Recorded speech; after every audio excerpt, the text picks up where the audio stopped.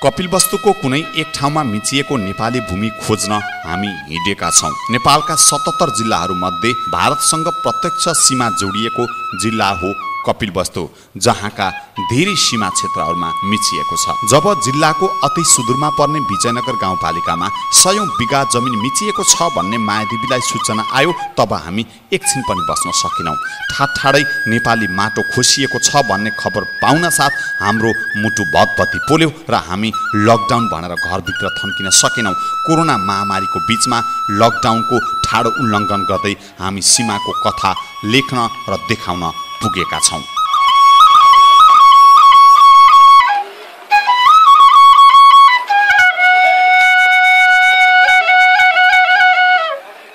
भारतले नेपालको लिम्पियाधुरादेखि लिपुलेखसम्मको 372 वर्ग किलोमिटर मात्र होइन, नेपालका विभिन्न 71 स्थानमा सीमा अतिक्रमण गरेको छ। नेपालसँग सीमा जोडिएका 26 जिल्लामध्ये 23 जिल्लामा भारतले सीमा मिचेको सीमाविद बुद्धिनारायण श्रेष्ठले सीमा सङ्ग्राम पुस्तकमा नै उल्लेख गर्नुभएको छ। दार्चुलादेखि ताप्लेजुङसम्म भारतले 60,627 हेक्टर जमिन मिचेको छ। सबैभन्दा बढी जमिन कालापानी लिपुलेख क्षेत्रमा मिचिएको छ, जुन भक्तपुर जिल्लाले ओगटे भन्दा 3 गुणा बढी भूभाग हो।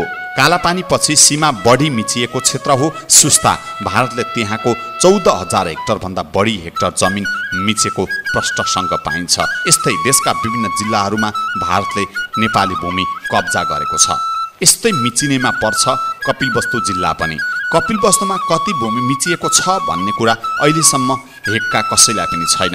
हामीले खोज गर्दा कपिलवस्तुमा जम्मा 1 हेक्टर क्षेत्रफल जग्गा मिचिएको देख्यौँ। तर कपिलवस्तुमा त्योभन्दा धेरै भूमि भारतले दादागिरी शैलीमा मिचेको छ। आज हामी यस्तै एउटा कथा देखाउँदैछौँ। विजयनगर गाउँपालिका, जो कपिलवस्तुको निकै दूर दराजमा रहेको पालिका हो। उत्तरमा दाङ र दक्षिणमा भारतसँग प्रत्यक्ष जोडिएको विजयनगर गाउँपालिकाको वडा नम्बर 1 मा रहेको नयाँ बस्तीमा 100 बिघा जमिन मिचिँदा त्यहाँ कसैको पनि ध्यान पुग्न सकेको छैन। नेपाल र भारतलाई छुट्याउन त्यहाँ कर्रा नदी छ। पारिपट्टि भारत र वारी नेपाल हुनुपर्नेमा यहाँ त त्यो नदीभन्दा धेरै ओर आएर भारतले आफ्नो दादागिरी मच्याएर नेपाली भूमि ठाडै कब्जा गरेर बसेको देखिन्छ। दुई देश बीचको स्थानलाई 10 गजा भनिन्छ।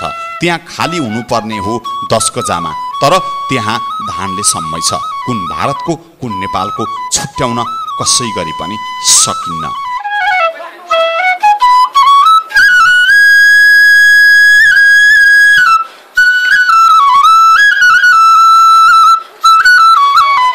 गत वर्षसम्म नेपालीले जोतभोग गरेको स्थानमा अहिले भारतीयले सीमा मेचेर कब्जा गरेको छ।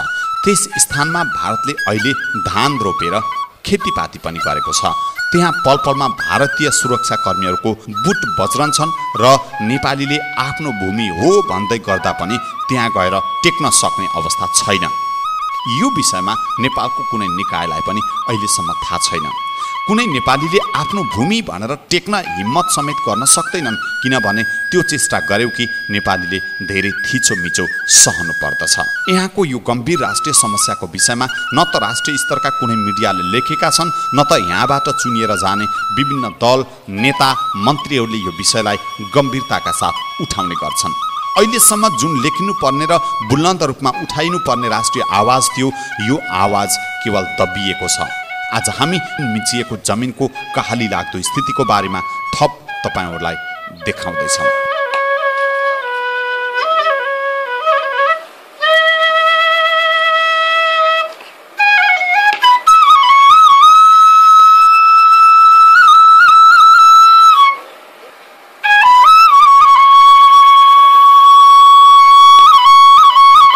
अधिकांश मगर समुदायको बाहुल्यता रहेको त्यो गाउँमा सीमा रक्षकको रूपमा तिनै गाउँले दशकौँदेखि पिलर झैँ ठिङ्ग उभिएका छन्। तर गत 2 वर्ष एकाएक भारतका सीमा स्तम्भ नेपाली भूमिमा गाडिएका छन् र त्यहाँ रहेका नेपालीको उठीबास लागेको छ। यस विषयमा बुझ्दा स्थानीयवासी यसो भन्छन्। हिजोको अवस्थामा अब यो हामीले नै हामी नेपालीहरूले नै सबै मिलिजुली हामीले प्लटिङ हिसाब बाँडेर हामी आफै नै खेतीपाती गरिराखेका थिएँ। तर जब यो पिल्लर खडा भयो पोहोर सालदेखि होइन, अनि त्यहाँदेखि चाहिँ हामीलाई पारिदेखि नै एसएसपीहरू आएर हामीलाई यहाँ चाहिँ जोडबोक गर्न दिएन। तर यो साल यहाँ जोडबोक गर्न उहाँ पारीका मान्छेले यति पनि नछोडिकन पारीका मान्छेले जोडबोक गरिरहेछ उहाँहरूले। तर उहाँहरूले चाहिँ हाम्रो नेपाली को कमी कमजोरी हो कि होइन, हाम्रो नेपाली शस्त्रहरू चाहिँ आउन सक्नु भएन या थाहा पाएन होइन, उहाँको चाहिँ आएर हामीलाई दबाउन सक्छन् भने उहाँहरू चाहिँ हाम्रोतिरले चाहिँ के गर्न सकेन उनीहरूलाई। हिजो जस्तो हामी नेपालीहरूको बस्ती रहँदासम्म उनीहरू र हाम्रो सम्बन्ध चाहिँ कस्तो थियो? अब हिजो हामी बस्ती हुँदा यहाँ बस्दा हामी उ गरेर चाहिँ हाम्रो राम्रै थियो। जे होस् पारी पनि चौधरी बस्ती थियो होइन, हाम्रो त्यस्तो खासै त्यस्तो थिएनन्। पछि यो पिल्लर आएपछि बरु विवाद भएको हो। यो पिल्लर आएको चाहिँ कति भयो? लगभग पोहोर साल सम्पन्न भएको के होइन, त्योभन्दा अगाडि चाहिँ आउने जाने त्यो हाम्रो नेपाली र इन्डिया नै मिलोमट्टममा नै होला होइन, आएर चेक गरिराख्नुहुन्थ्यो। अनि सम्पन्न भएको चाहिँ पोहोर साल हो। अनि हामीले सरसर्ती हेर्दा हाम्रो भूमि चाहिँ यहाँ प्रष्टसँग अतिक्रमण भएको हो, हामीले त्यो भन्न सक्छौँ कि के हो? तपाईँको बुझाइमा हाम्रो भूमि प्रष्टसँग अतिक्रमण भएको छ त्यसो भए? अब होइन, पोहोर साल पहिला हामीले गरिराखेको चिजलाई ठाउँ अनिखेरि देख्दा पनि हाम्रो यहाँ पिल्लर देख्दा पनि यता र उता छ होइन, हाम्रो अनुभवले पनि ठ्याक्क हाम्रो चित्त नबुझ्ने खालको छ। त्यही भएर अतिक्रमण भएको नै जस्तो लाग्छ हामीलाई। तर त्योभन्दा अगाडि हामीले अरू चाहिँ हामीले हेरेन, तर हामीले जो भोगिरहेछौँ देखिरहेछौँ त्यो चाहिँ अतिक्रमण भएको जस्तै लाग्छ। यो दुई देश बीचको कुरा हो। पालिका स्तरबाट चाहेर पनि यहाँ केही गर्न सक्ने अवस्था छैन। तर यी सीमा स्तम्भ सारिँदा पालिकासँग कुनै समन्वय नभएको स्वयं विजयनगर गाउँपालिकाको अनुभव छ। यो विषयमा हामी सोही पालिकाका अध्यक्ष गोपाल थापासँग कुरा गर्दा सीमा सारिँदासम्म पालिकासँग कुनै समन्वय नहुनु दुःखद रहेको बताउनुहुन्छ। हाम्रो हिजोको बुझाइ, हामीले जुन सिमाना भनेका थियौँ, जुन बोर्डर भनेका थियौँ, खोलालाई हाम्रो बाउ बाजे पुर्खाले जुन मानिरहनु भएको थियो, त्योबाट धेरै भित्र आएर गत वर्ष यहाँ सीमा स्तम्भहरू राख्ने काम भयो। पक्कै पनि हामीले महसुस गरेका छौँ कि हिजो हाम्रो हजारौँ वर्षदेखि सयौँ वर्षदेखि हाम्रो कब्जामा रहेको, हाम्रो उपभोगमा रहेको जमिनहरू अहिले इन्डियामा पर्दाखेरि पक्कै पनि यो अतिक्रमण भयो कि भन्ने हाम्रो सबैको आशंका छ। यसप्रति राज्यले ध्यान दियोस् भन्न चाहन्छु। र समग्रमा यो बस्ती यहाँ बस्दै गर्दा पक्कै पनि हिजोका दिनहरूमा धेरै बोर्डरको सुरक्षा गरिएको थियो, धेरै राम्रो थियो। तर अहिले चाहिँ उजाड बनेको छ, सबै इन्डियाले नै कब्जा गरिरहेको अवस्था छ। हामी यो सीमामा छौँ र हामी एउटा नजिकै पिल्लरको अगाडि पनि छौँ। यहाँ दाजु आउनुहोस्, यो पिल्लर अहिले नेपाल भारतको एउटा चाहिँ सीमाको रूपमा यो पिल्लर छ। अब भनिदिनु यो पिल्लर चाहिँ कहाँ थियो दाजु? हातले देखाएर भनिदिनुहोस् न, तपाईँहरूले चाहिँ यो कहिले यो पिल्लर यहाँ आयो र यो पिल्लर पहिला कहाँ थियो? यो पिल्लरको विषयमा मलाई त्यति खासै पहिला जानकारी छैन। यो पिल्लर यहाँ कुनै पनि पिल्लर थिएनन्। यो कति साल अगाडिसम्म? यो गत वर्ष अगाडिसम्म थिँदै थिएन। यो गत वर्ष मात्र यो बनेको, 2 वर्ष यो समथिङ भयो बन्न सुरु गरेको। र अर्को दुःखको कुरा, हामी स्थानीय तहमा हुँदै गर्दा, स्थानीय सरकार हुँदै गर्दा, गाउँपालिका अध्यक्ष हुँदै गर्दा यो हाम्रो गाउँपालिकाको सिमानामा थुप्रै पिल्लरहरू गाडिएका छन्। तर सम्बन्धित निकायले हामीसँग समन्वय नगरिकन यी पिल्लरहरू गाड्ने काम भए। अब त्यसमा पनि हामीले गुनासो व्यक्त गर्छौँ। हाम्रो पालिकाभित्र हाम्रो सिमानामा रहेको पिल्लरहरू गाड्दै गर्दा, स्थापना गर्दै गर्दा त्यो गाउँपालिकालाई आधिकारिक जानकारी हुनुपर्ने र हाम्रो रोभर पनि हुनुपर्ने हो। तर यो हामीलाई जानकारी पनि भएन, हाम्रो रोभरमा पनि बनाइएन। बनिसकेपछि बन्दै गर्दा हामीले जानकारी पायौँ र यो इन्डिया नेपाल सरकारको दुईटा संयुक्तमा यिनी पिल्लरहरू निर्माण भएका छन्। यो पिल्लर पहिला यहाँ पनि थिएन। हामीले त्यो पिल्लर कुनै पनि पिल्लर थिएनन्। हामी त्यही बोर्डर देखिने खोलालाई नै हामीले सिमाना मानेर हामी नेपालीहरूले तहाँसम्म हाम्रो उपभोग गरेका थियौँ, जोतभोग गरेका थियौँ, हाम्रो त्यहाँ संरक्षणमा रहेको थियो।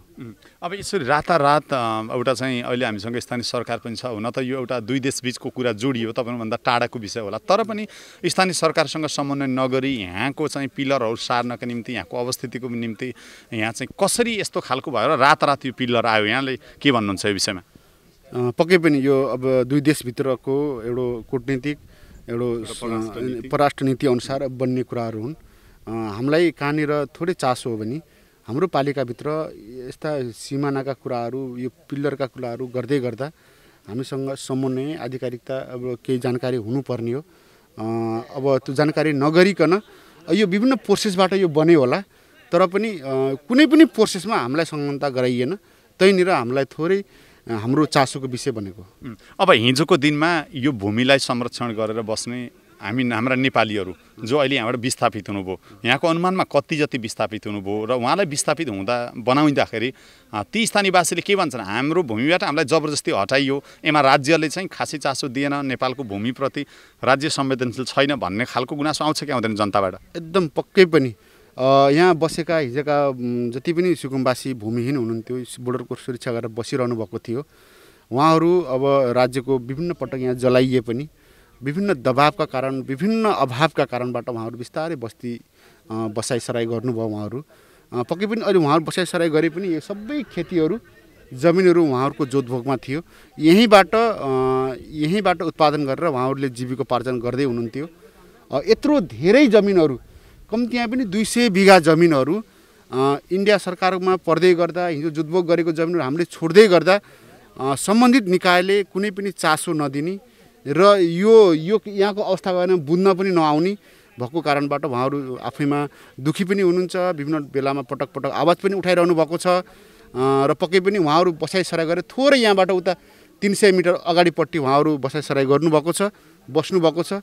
उहाँहरूको बसाइ पनि अस्तव्यस्त छ, पुरै भूमिहीन हुनुहुन्छ र राज्यले कुनै पनि सम्बोधन नगरेका कारणबाट उहाँहरू चिन्तित पनि हुनुहुन्छ र भेटपट आवाज पनि उठाउनुहुन्छ। र हामी स्थानीय तह सरकार बनिसकेपछि हामीले आधारभूत आवश्यकताका कुराहरू बिस्तारै पुरा गर्दैछौँ र उहाँहरूलाई एउटा सुनिश्चित गराउने हिसाबले हामी आफ्नो तर्फबाट पनि पहल गरिरहेका छौँ। अब लिपु लेक, लिम्पियाधुरा, अब सुस्ता लगायतका ठाउँको व्यापक चर्चा आउँछ, राष्ट्रिय मिडियामा पनि आउँछ होइन? यसरी यस्ता हजारौँ ठाउँमा नेपालका भूमि यसै गरी लुकेका ठाउँहरूमा अतिक्रमित छन्।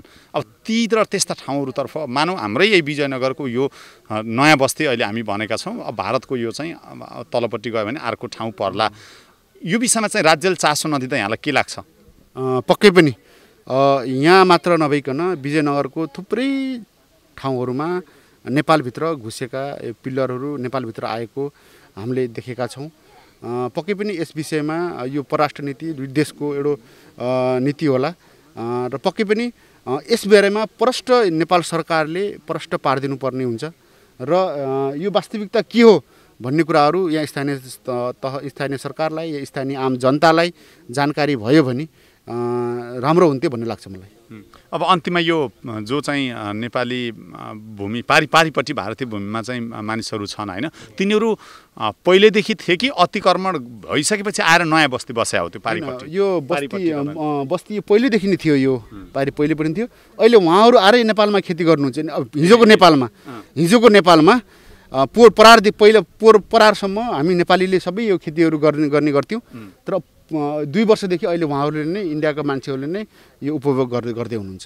कतिवटा पिल्लर जति नेपालमा भित्र छन् अहिले, हाम्रो नेपालमा आएका छन् भनौँ न? थुप्रै छन्। यो यहाँ अनुमानित यहाँ लगायत ठ्याक्कै यो अहिले भित्र घुसेका थुप्रै, अब मलाई लाग्छ 30-35 वटै छन् यहाँदेखि तलसम्म छन्। ठ्याक्कै यकिन मलाई ठ्याक्कै आएन। हामी जोबराटदेखि विभिन्न ठाउँमा नेपालभित्र घुसेका छन्।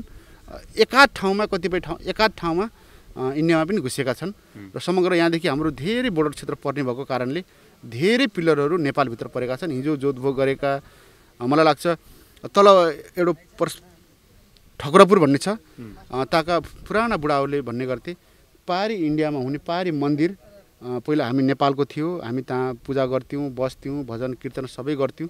अहिले त्यहाँदेखि कमसेकम 2 किलोमिटर भित्र आएर नेपालमा आएर पिल्लर गाडिएको छ। त्यस्तो पनि अवस्था छ त। त्यो वास्तविकता के हो त्यो भूगोलविदहरूले जान्ने कुराहरू होलान्। अब राष्ट्रिय नीति होला एउटा, तर पुराना बुढाहरू जुन 70, 80, 90, 100 वर्षका बुढाहरू जुन हुनुहुन्छ यहाँको स्थानीयहरू, उहाँहरूले कतिपय ठाउँहरू इन्डियामा हामीले कब्जा गरेको, हाम्रो घर भएको, त्यहाँ पुरानो बस्ती बसेको उदाहरण दिनुहुन्छ। त्यस कारणले गर्दाखेरि मलाई लाग्छ जति पनि यो सीमा अहिले यो पिल्लरहरू गाड्ने काम भएको छ, मलाई लाग्छ यो एकदम पारदर्शी हिसाबले सत्यताका हिसाबले बनेको छैन कि भन्ने मेरो शङ्का उठ्छ। र जस्तो 10 गजा भनिसकेपछि नेपाल भारतलाई छुट्याउने स्थान भनेर बुझिन्छ होइन। अब यहीँ नजिकै धान छ, यहाँले देखिसक्नु भएको छ होइन। अब कसरी छुट्याउने यहाँ चाहिँ हामी 10 गजा भन्छौँ, के हो 10 गजा भनेको, कस्तो हुन्छ? यो 10 गजा भने यहाँदेखि यसैलाई नै अब सेन्ट्रल बोर्डर मानिएको छ, हामीले मान्ने गर्छौँ। यता भित्र गएर हामी यता भित्रसम्म अब यो 10 गजा यही भित्र पर्ने भयो। यो धान अहिले त यो धान हामी नेपालीले नै नि गर्नुभएको छ। यो धान इन्डियाको, यो धान अहिले यो नेपाल छ आदि, यो नेपालभित्र पनि इन्डियाले खेती गरेको छ, इन्डियाले नै यो खेती गरिरहेको छ। यो हामीले अगाडि देखेको यो धान नेपालीको होइन, यो इन्डियाको, यो इन्डियाको। ओके। अब कति जति भूभाग चाहिँ अतिक्रमित छ यहाँ अनुमानित मलाई लाग्छ यो खेतीयोग्य जमिनहरू 200 देखि 300 बिघाभित्र अतिक्रमित छ अहिले। यो 200 देखि 300 बिघा अतिक्रमित हुँदा राज्यको आँखा परेको छैन। हो। सीमा अतिक्रमण हटाउन र भारतले हडपेको जमिन फिर्ता गराउन सरकारले बलियो कूटनैतिक कदम नचालेकै कारण भारतीय अतिक्रमण दिनदिनै ठाडै बढ्दै गएको स्वयं सरकारका कर्मचारीहरू पनि बताउँछन्। मलाई लाग्छ उहाँहरूको भनाइअनुसार यो सीमा एकतर्फी रूपमा सरेको जस्तो त उहाँहरूको भनाइबाट मैले पाइनँ। यो चाहिँ कुटनीतिक तहबाटै नेपाल सरकार र भारत सरकार बिचको एउटा कुटनीतिक लेभलबाटै चाहिँ यो सरेको हुनुपर्छ। नक्साङ्कन भएर लामो समयदेखि यहाँ चाहिँ यो सीमाविहीन भएको अवस्थामा त्यसलाई नक्साङ्कन गरेर यो अहिले जुन पिलरहरू छ त्यो राखेको चाहिँ उहाँहरूकै भनाइबाट मैले पनि त्यो बुझेँ। अब यहाँ 10 गजा भनेर प्रष्टसँग भनिन्छ, तर 10 गजा छुट्याउने आधार पनि देखिँदैन। यसले गर्दा चाहिँ अब यहाँ त एउटा राष्ट्रिय सेवा कर्मचारी हुनुहुन्छ, तपाईँ बोल्ने केही निश्चित आचार संहिताहरू होलान्, तर जनताहरूले चाहिँ हामी पूर्ण अतिक्रमण भयौँ भनिरहँदा यसमा चाहिँ दुई देशबीच अब नेपाल भारत दुईवटा चाहिँ बौद्धिक समूहको चाहिँ प्रबुद्ध समूह इपिजी बैठक पनि बारम्बार हुन्छ। यस्ता विषय किन उठ्दैन जस्तो लाग्छ यहाँलाई? अनि यो उठाउनुपर्छ। अब जस्तो तपाईँले 10 गजाकै कुरा गर्नुभयो, त्यसको पनि एउटा निश्चित मापदण्ड छ होइन। नेपाल सरकार र भारत सरकार बिचको जुन सुगौली सन्धि भयो त्यसपछि कति क्षेत्रलाई चाहिँ 10 गजाको रूपमा मान्ने र त्यसलाई चाहिँ दुवैतर्फबाट अतिक्रमण नगर्ने भन्ने खालको एउटा सम्झौता पनि छ। त्यो अनुसार अहिले यही हामी यो देख्दाखेरि यो पिलरबाट नजिकै चाहिँ अब यो त इन्डियातर्फ पर्यो, इन्डियातर्फ चाहिँ खेती भएको देख्छौँ, नेपालतर्फ पुरै चाहिँ जग्गा बाँझो छ। यसको मतलब नेपालतर्फ चाहिँ उसले कुनै पनि खेतीपाती गर्न, त्यहाँ चाहिँ घरहरू बनाएर बस्न, त्यसलाई उपभोग गर्न चाहिँ दिएको छैन भन्ने कुरा यही पनि स्पष्ट हुन्छ। त्यस कारणले गर्दाखेरि अब यो चाहिँ नेपाल र भारतको सीमाको समस्या यो अहिलेदेखिको होइन, धेरै पुरानो सदियौँदेखिको यो समस्या हो। र यो अझै नेपाल सरकार र भारत सरकार अलि चासोका साथ यसलाई चाहिँ एउटा स्वतन्त्र सार्वभौमसत्ता सम्पन्न देशलाई स्वतन्त्र रूपमा नै रहन दिने हो भने पक्कै पनि यो सीमाको सदियौँदेखिको समस्यालाई चाहिँ हल गर्नुपर्छ, कुनै न कुनै तरिकाले चाहिँ जानुपर्छ र यसको हलको एउटा बिन्दु भनेको चाहिँ कुटनीतिक माध्यमबाटै जानुपर्छ भन्ने मेरो भनाइ। विजयनगरमा ठाउँ ठाउँमा पिलर सरेका छन्, पिलर ढलेका छन्, तर हेर्ने र उठाउने कोही पनि छैन। भारतले आफ्नो विस्तारवादको नीति अनुरूप आफ्नो 1 इन्च भूमि पनि मिचियो कि आफ्नो सारा शक्ति प्रयोग गरेर खोज्छ, तर जमिन मिचिएको यो कहाली लाग्दो स्थितिको बारेमा स्थानीय स्तरका मिडियाले पटक पटक कुरा उठाउँदा पनि राज्यले भने सुन्दैन।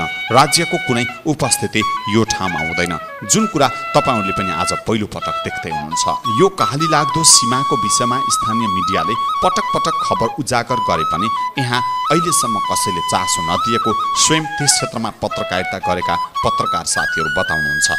म चिन्ता परियार, खास गरेर कपिलवस्तुको पश्चिमी क्षेत्रमा रहेर विगत 1 दशकदेखि पत्रकारिता गर्दै आइरहेको छु। तपाईँले यो यहाँ भूमि अतिक्रमण भएको छ भन्ने कुरा चाहिँ पहिला थाहा थियो कि थिएन? हामीले लेख्न पऱ्यो कि परेन? र पछिल्लो क्रममा यो भूमिको बारेमा यहाँलाई कस्तो खालको अपडेट छ?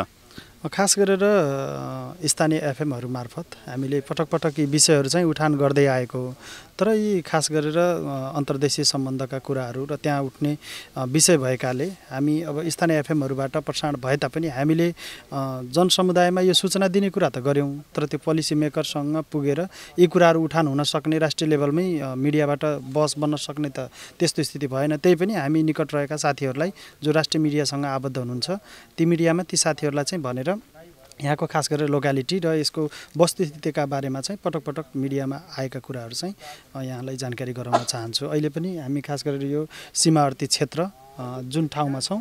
पारीतिर हेऱ्यो भने भारतको त्यो भूमि जस अर्रा नदी पारी मानिन्छ भने वारी अर्रा नदीको वारी हामीले सामान्य बुझाइराख्दा पनि खास गरेर नदीले यसको सीमा कटान गरेको छ। नदी वारी नेपाल हो भने नदी पारी भारत हो भन्ने हाम्रो खास गरेर रहिआएको छ अहिलेसम्म। अब स्थानीयवासीले यो विषयमा चाहिँ खास त यो राष्ट्रिय मुद्दाको रूपमा त खासै थाहा पाउन सकिएन, तर स्थानीय स्तरबाट यो विषयमा चाहिँ कतिको आवाज उठेको कुरा हो? स्थानीय स्तरबाट अब खास गरेर अब एउटा राष्ट्रिय इस्यु उठिरहँदा यो इस्युलाई पनि उठान गरेर देशका यति सीमाहरू यहाँ मिचिएका छन्, यसरी यो भूभागहरू चाहिँ ओगटिएको छ भन्ने कुराहरू चाहिँ पटक पटक आइरहेको सन्दर्भ चाहिँ यहाँलाई म जानकारी गराउन चाहन्छु। यस स्थानबाट अहिले 40-50 घर परिवारको उठीवास लागेको छ। हिजोसम्म नेपालीले जोतबोक गरेको जमिन अहिले भारतले खोसेर खेतीपाती गरिरहेको छ। यो विषयमा हामी के गर्न सक्थ्यौँ र? त्यहाँ गयौँ, अध्ययन गऱ्यौँ, स्थानीयको अनुभव लियौँ, टुलु हेऱ्यौँ अनि लाग्यौँ ढलेका स्तम्भ जो पानीमा डुबेका छन् त्यही पालिकाको अर्को स्थानतर्फ।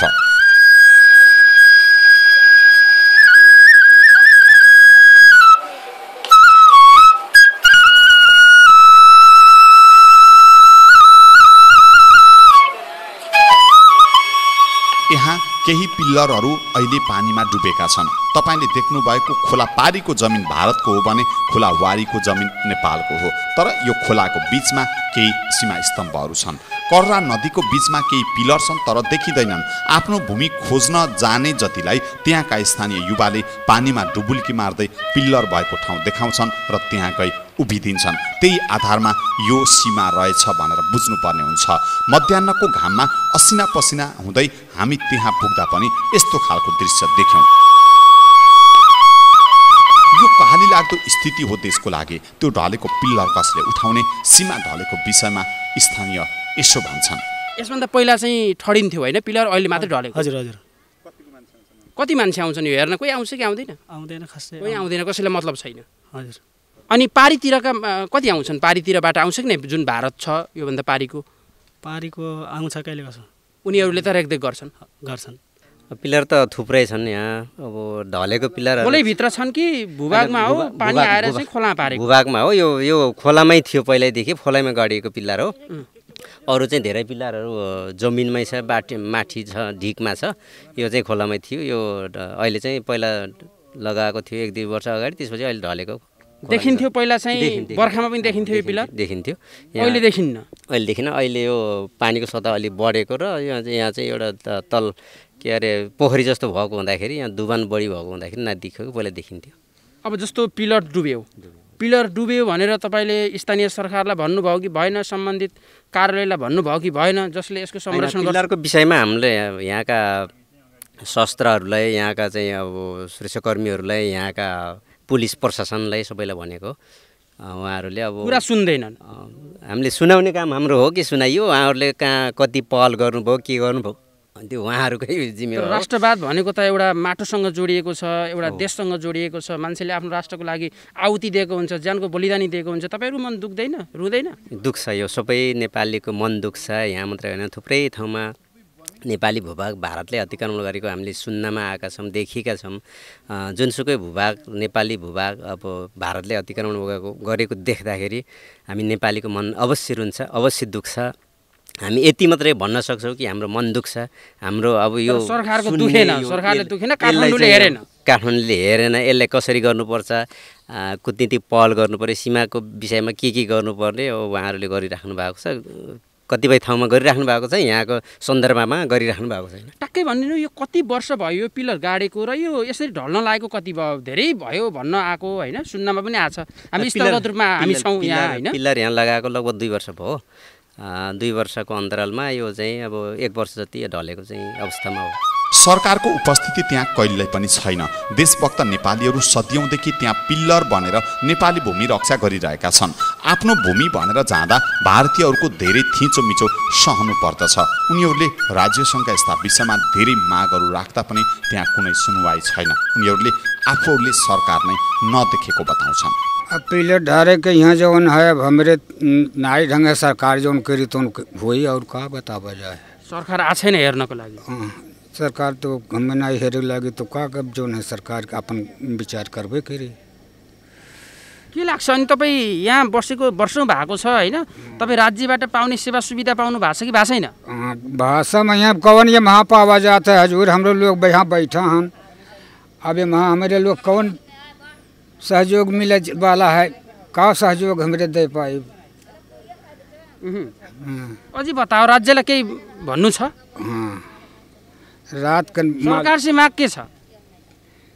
सरकार से मांग, अब सरकार से मांग कौन मांग करा जाए? हमारे लोग सरकार का भाई जब कुछ जान ही नहीं पावा जाते, 4 जने जनता है, अगुआ पछुआ पंच प्रधान, अब वो नहीं सबका जो मांग आवत है तो उन करत हैं, तो हमारे लोग वहीं पर अच्छा सहमत करा जाता है। अब और हमारे लोग का मांग पाए, हम उनके घर घर कहाँ सरकार आवत है?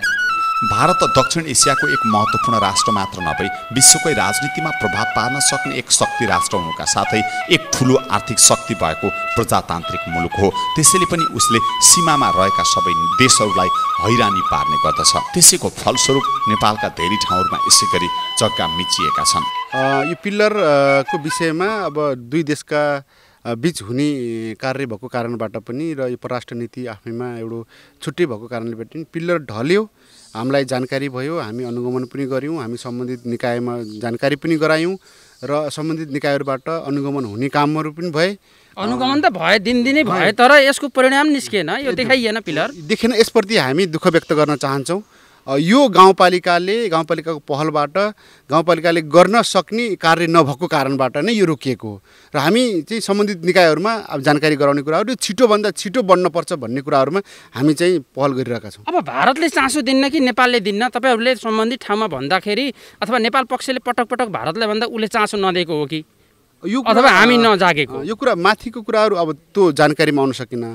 हामीलाई लाग्छ नेपाल सरकारले नै अब चासो नदियो होला भन्ने लाग्छ हामीलाई। अनि यो खोलामा चाहिँ पिलर किन गाडिन्छ? यो त अचम्मको कुरो यो छ। हाम्रा दर्शकलाई प्रश्न पारिदिनुहोस् त, तपाईँलाई के लाग्छ किन गाडियो होला यो खोलामा पिलर? यो खोलामा पिल्लर किन गाडियो होला भन्ने कुरा त अब यो पक्कै पनि अब यो परराष्ट्र दुईटा देशभित्रको समझदारी या हिजोको नक्साको आधारमा, हिजोको प्रमाणको आधारमा गाडिए होलान्, त्यसलाई नै हामीले एउटा चाहिँ आधार मान्ने हो। अब जस्तो थुप्रै पिलरहरू यहाँ चाहिँ ढलेका छन्, यो हामी घाममा छौँ, अब घाममा आज अनुगमन गर्न पनि आयौँ, कोरोनाको कहर छ एकातिर होइन। अब चाहिँ तपाईँलाई के लाग्छ, चाहिँ भित्रैबाट आउने कुरा हो होइन, राष्ट्रको लागि मान्छेले चाहिँ जानको आहुति पनि दिएको छ। हाम्रो त ओपन सीमा छ, तर पनि हामीलाई चाहिँ राष्ट्रवाद भनेपछि बेला बेला त्यसले झझल्काउँछ। तपाईँको मन दुख्छ, रुन्छ, रुँदैन? एकदम समग्रमा भन्नुपर्दा हामी बोर्डरमा छौँ। बोर्डरमा बसेका मान्छेहरूलाई राष्ट्रवाद अरू पहाडमा अरू माथि माथि बस्ने मान्छेलाई भन्दा बोर्डरमा बस्ने मान्छेलाई राष्ट्रवाद बढी नै हुन्छ भन्ने हामीले महसुस गरेका छौँ। जहिले पनि हामी इन्डियाका साना कुरादेखि लिएर, इन्डियाको हेपाप्रतिदेखि लिएर, सीमा मिच्ने कुराहरूदेखि लिएर, इन्डियाका पुलिस प्रशासनले गर्ने अन्य अत्याचारकादेखि लिएर हामी प्रत्यक्ष भोगिरहेको अवस्था छ र हामी त्यसप्रति हाम्रो चासो छ र हाम्रो देश राम्रो बनोस्, सम्पन्न बनोस् र हामी सक्षम बनौँ भन्ने हामीलाई त्यो चासो रहने स्वाभाविक कुरो हो। पक्कै पनि राष्ट्रवाद छ। यिनी पिल्लरहरू भत्किँदै गर्दा हामीलाई लाग्छ यिनी पिल्लरहरू भोलि आफै सर्ने सम्भावना र सारिने सम्भावना पनि रहेको कारणले यो छिटोभन्दा छिटो, चाँडोभन्दा चाँडो बनाउनुपर्छ भन्ने हाम्रो एकदम चासोको विषय पनि छ। सम्बन्धित निकायमा हामी पहल पनि गरिरहेका छौँ। साँच्चै भन्नुपर्दा आफ्नो जन्मभूमिको माया कति लाग्छ भन्ने कुरा लडाइँको मैदानमा होमिएको सिपाहीलाई कि त विदेशिएको जुनसुकै नेपालीलाई सोध्यो भने प्रश्नसँग थाहा हुन्छ। सायद त्यही भएर होला हामी जता गए पनि हाम्रो मुटुमा देशप्रेम हटेको हुँदैन। हाम्रा भूभागहरू दिनदिनै गुमिरहेका छन्। हाम्रा नदी नाला ठुला आयोजनाहरू एकतर्फी मात्र सौदाबाजी भइरहेका छन्। यस्तो देख्दा कुन नेपालीको मन नदुख्ला र छाती छिया नहोला र आँखाबाट आँसु किन नबग्ला, कसको जीव सिरिङ्ग नहोला? सायद हाम्रो आफ्नै व्यवहार, परनिर्भरता, गरिबी, कमजोरी शासन प्रणाली, कमजोर सुरक्षा र परराष्ट्र नीति, अस्पष्ट कानुनले गर्दा छिमेकीको हेपाह यस्तै चलिरह्यो भने एक दिन यो देश नबेचिएला भन्न सकिन्न। अब प्रत्येक नेपालीहरूले छातीमा हात राखेर आफ्नो भावी सन्ततिको भविष्यको लागि सोच्नुपर्ने अवस्था आएको छ।